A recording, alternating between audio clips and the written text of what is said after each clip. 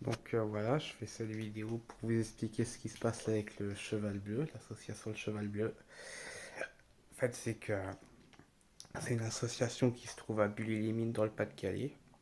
Et là-dedans, il y a des infirmières, des psychiatres, des éducateurs. Voilà, mais bon, pas de thérapeute, hein. Il n'y a pas de psychologue, il n'y a pas d'hypnothérapeute ou de choses comme ça. Il faut savoir, il y a que, c'est vraiment une association pour l'autonomie, mais qui est bien psychiatrisée. Il y a deux médecins psychiatres, une équipe infirmière et des éducateurs. Comme ça, voilà, c'est bien psychiatrisé. Et bah, la première fois que j'ai rencontré une infirmière, pour ça, ça a à peu près bien passé, mais la deuxième infirmière que j'ai rencontrée, là, elle a commencé d'emblée à venir avec un stylo, à prendre des notes. Monsieur, est-ce que vous avez un traitement par injection? Est-ce que vous avez une infirmière qui vient à domicile vous apporter le traitement?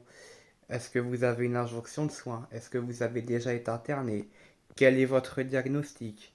Vous n'êtes plus suivi en psychiatrie depuis quand? Dans quel contexte vous avez été hospitalisé dans le passé? Et toutes ces questions-là, et j'en oublie certainement. Comment ça se fait que c'est votre généraliste et puis un psychiatre qui vous prescrit vos médicaments actuellement? Et j'en passe, quoi. Et des choses, par exemple, comme les bénévolats et le fait que je sois suivi par un psychothérapeute en libéral, là, elle l'a pas noté. Là, les bénévolats et les psychothérapeutes en libéral, elle n'en a pas pris note, hein. Seulement des médicaments, des antécédents. Le reste, elle n'avait rien à foutre. Elle a juste demandé si j'étais sous tutelle. J'ai dit non, c'était pas le cas, mais elle m'a quand même posé la question si j'avais une mesure de curatelle ou de tutelle. Et j'ai expliqué pourquoi j'avais arrêté les suivis psy par rapport au tertian qu'on m'avait forcé à prendre aux urgences. Et là, elle est sortie de ses gonds. C'est le médecin qui choisit les médicaments. C'est pas vous, monsieur, c'est le médecin. Elle a même employé le terme, il est meilleur que vous. Il a fait des études, vous n'avez pas fait d'études. On est des professionnels de santé, on a fait des études, on est libre de vous administrer ce qu'on veut parce qu'on sait ce qu'on fait, quoi. Elle l'a dit clairement. Elle a dit clairement les mots, il est meilleur que vous, il a fait des études.